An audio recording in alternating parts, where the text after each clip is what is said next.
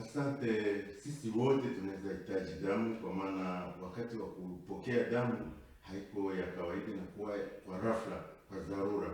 Na kama nasema sisi wote, ni kusema sasa sisi tuko wazima, lakini baadaye tunaweza kuwa wahitaji wa damu. Ila watu ambao wanakuwa wanaipokea mara kwa mara ni wamama wakati wa kuzaa. Mama anaweza enda kwenye hospitali, anaenda kujifungua, lakini baadaye kunatokea msharabaka na huyu mama inaonekana anahitaji damu wakati alivuja damu nyingi. Na ingawa hakuna yule ambaye atajitoa, wamama hao wanakuwa wanafariki mara kwa mara.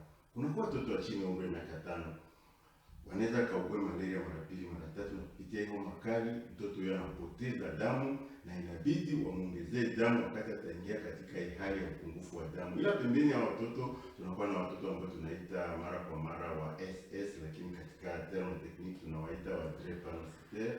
Hao watoto kila miezi kadhaa wanakuwa wanapokea damu hadi wakati watakomaa, na ingawa hakuna upanaji damu, mara nyingi watoto wanakuwa wanafariki.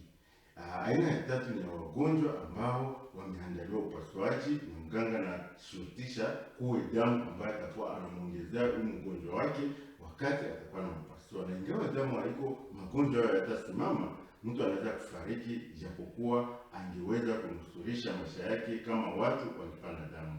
Na kwa mwisho ni sisi wote sasa. Wakati mtu anafanya ajali, mimi siwaze kama kunakuwa mtu ambaye anaweza kuandaa kama atafanya ajali. Na ingawa utaweza jua kama utafanya ajali, utaweza jificha hata chini ya kitanda, ila ajali inakuja tu kwa rafla. Tunakuwa ajali ya barabarani, inaweza kuwa ajali ya kuungulia nyumbani. Unajua tunakuwa katika periodi ya kipwa na nyumba nyingi zinaungua. Ingawa utajikuta umeungua, utajikuta kwenye hospitali pia ukipokea damu.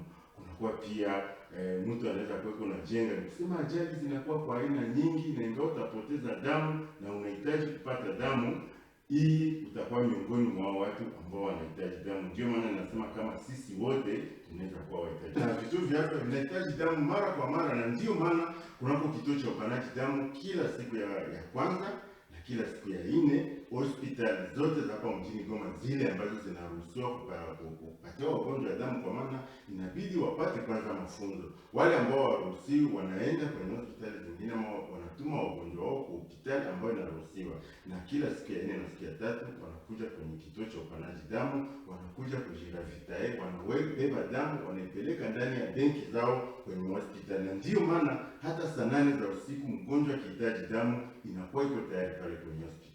Ili kupana damu ni kila mtu, wewe na mimi hapo manyumbani, ila tunahitaji kwanza upendo wa kweli, kwa maana mpanaji damu ni mtu ambaye anakuwa na upendo kamilifu.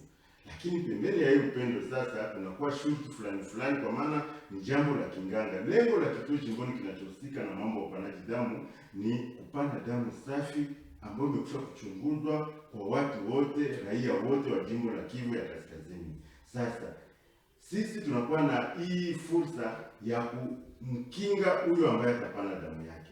Sasa shurti ambazo tunatia ni shurti ambazo zinakuwa za kawaida, lakini wengine wanaona kama ni za nguvu. Shurti ya kwanza, inabidi mtu akuwe kwanza mwenye afya njema. Ingawa uko unatumia dawa, uko mama mjamzito, uko unanyonyesha, ama ulikuwa unapanga kwenye hospitali ya kujapita mwezi mmoja, ama ulipata upasuaji, hapa hawezi kupana damu. Ni kusema uhakikishe kama unakuwa na afya njema. Na ndiyo maana kabla mtu apane damu yake kunakuwa hatua ya uchunguzi ambao tunaita consultation. Sio consultation kama vile wanafanya kwenye hospitali, kwa maana donor haiko mgonjwa. Hapa anasema akuwe na afya njema, ni mganga kuangalia kama anaeneza shurti za kupana damu.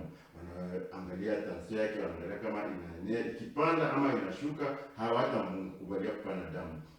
Doze pia hemoglobin, ni kuchukua damu kidogo, wanaangalia kama inaenea ndani ya mwili wako. Maana unaweza kuwa na kilo nyingi, unaweza kuwa unachowaje unaenea ijapokuwa damu yako ni chache. Hii ndio shurti ya kwanza, ni kusema inabidi kuwa na afya njema. Kwa maana hapa tunasema mgonjwa hawezi kumsaidia mgonjwa mwingine. Shurti ya pili ni miaka. Tunaanzia kwa miaka 18. Kwa nini miaka? Miaka ni question tu ya responsabilite. Ni kusema hapa mpanaji damu inabidi aamue mwenyewe kama anakubali kupana damu. Na ndio maana kunakuwa karatasi ambacho yeye mwenyewe anasahihi, anasema kama nimekubali kupana damu. Sasa yule ambaye anakuwa na chini ya miaka 18 angali minere, hata katiba ya nchi yetu hairuhusu au minere fulani, na ndio maana sisi hatuwakubali. Lakini kama mtoto anakuwa na miaka 16, 17, anaona anastahili kupana damu, tunamwambia aende kwenye mzazi wake. Mzazi ndiye amsindikize kunako kituo pale, tunajua kama ni responsibility ya mzazi. Na aina ya shurti ya tatu sasa ni kilo. Nimetoka kusema hapa kama CPTS ni tawi jimboni linalohusika na mambo ya upanaji damu, linatumika pamoja na division ya afya hapa jimboni kwetu. Wengine wanaweza waza nionje, lakini ni tawi kabisa, branch specialisée ya DPS ya division ambayo inahusika na afya. Sasa hapa tunachunguza kilo ili tujue tutakamata quantity apata gani ya damu, na hapa kwa mtu ambaye anakuwa na kilo 15 pale, kwa maana tunaanzia kilo 15. Ndio utakuwa na chini ya kilo 15 hatachukua damu, na hapa ukiwa na kilo 15 hadi 55 tunachukua damu ku poshe ya 250 ml. 250 ml 215, ni kusema litra moja wana divise par 4. Ingawa sasa tutakuwa na zaidi ya kilo 55 na kupanda, tunakamata kwenye mfuko wa 450 ml, naye haienea hata nusu ya chupa, nusu ya litri moja. Kwa maana katika mitaa unasikia watu wako wanatuuliza, mnashotaka litri ngapi, mtakamata litri ngapi? Lakini sisi kwa kuproteger, kwa kulinda afya ya mdonor, tunakamata ile ambayo inaambatana na kilo yake. Na kwa mwisho inaomba sasa mtu akuwe na mwenendo msafi. Mwenendo safi hapa tunazungumzia zaidi kitendo ya ndoa. Ingawa utakuwa ulifanya tendo la ndoa ambalo haliruhusiwi, hapa tunazungumzia hii ambayo inaruhusiwa na ile ambayo hairuhusiwi. Anaruhusiwa yule ambaye anakuwa na mke wake nyumbani, unatembea na mke wako, hakuna shida. Lakini una mke nyumbani, lakini unaenda tena tafuta wake wengine pembeni ama waume wengine pembeni, hapa umekisha kufanya mambo ambayo haiko kumstari. Ama uko celibatere, hauko mwanandoa, lakini unakuwa na jistabia hapo pembeni, hapa tunakuambia uchunge miezi 3 ndio kufanya tendo la ndoa. Utakuja baada ya miezi 3 ili tusipatie wagonjwa wetu damu ambayo haiko nzuri. Nafikiri haina hata mawasiliano hii mambo mbili.